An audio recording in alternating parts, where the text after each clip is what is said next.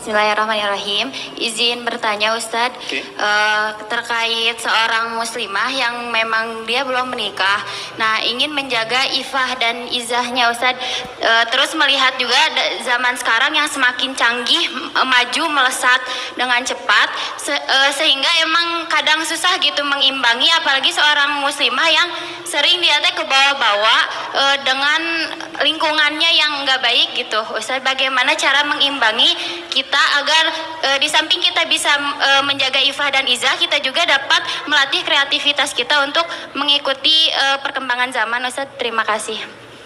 Yang pertama begini, saya bacakan dulu hadis Nabi sallallahu alaihi wasallam. La taqumus sa'atu, dalam perjalanan waktu nanti akan ditemukan suasana. Pertama, taqarubuz zaman, waktu semakin cepat berlalu. Jadi setahun kayak sebulan, sebulan kayak sepekan, sepekan kayak sehari, dan sehari cepat sekali sekilatan waktu. Terasa nggak sekarang? Kayaknya baru kemarin, sekarang ketemu lagi kan? Oke, teruskan. Taqarubul aswaq, pasar mudah diakses. Terjadi percepatan digitalisasi. Dulu berangkat ke pasar pakai angkot, gitu kan? Kemudian turun beli sesuatu. Sekarang klik datang ya. Di masa-masa itu akan terjadi seperti apa yang Anda sampaikan. Kata Nabi, tantashirul fitan, godaannya makin banyak. Fitan itu jama dari fitnah, dari pergaulan, dari perpecahan, dari hoax, dari polarisasi. Yantashirul kadzib, banyak manipulasi.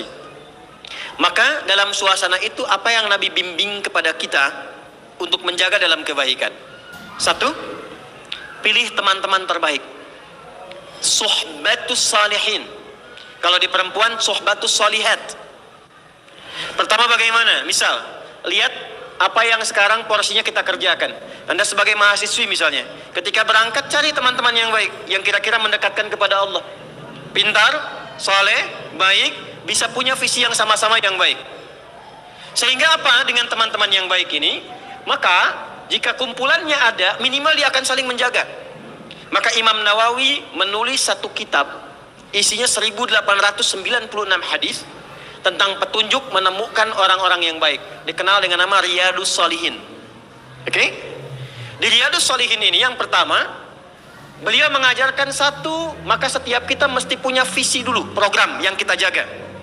Contoh, misalnya Anda ingin jadi apa nih untuk yang Anda jaga, Anda banggakan di hadapan Allah sampai pulang.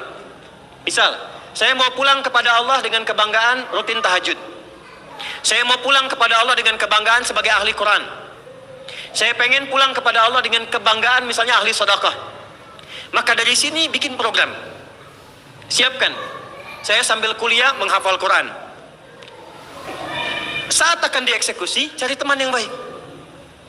Identifikasi siapa teman-teman yang kira-kira bisa diajak separtner dengan program yang Anda siapkan. Maka ketika Anda temukan itu, ngobrol, jadikan satu, ikuti bareng-bareng, bikin schedule dalam keseharian. Saling mengingatkan, bikin grup misalnya, bisa tahajud sama-sama, saling mengingatkan, bisa telepon saling setoran, ketemu misalnya di tempat yang sama, yang dibicarakan dalam kebaikan, konsisten dengan itu semua. Tiga, ketika terfikir akan berbuat yang menyimpang, maka kata para ulama, bayangkan seketika akan diwafatkan. Contoh, ada pergaulan yang tidak bagus, diajak ke tempat yang kurang baik. Ketika akan Anda hadir ke tempat itu, bayangkan seketika Anda diwafatkan oleh Allah Subhanahu wa Ta'ala. Maka kalau kita bisa keluarkan, punya kurikulum, programnya disiapkan, punya teman yang baik, niatnya diperbaiki, dan terjaga dari maksiat, insya Allah dengan konsistensi seperti ini, itu akan terjaga dan tidak akan terpengaruh dalam setiap perkembangan zaman. Tahu ikan di laut ya? Warnanya banyak kan? Tapi tidak pernah asin kan? Kenapa? Karena dia punya prinsip dalam beraktivitas.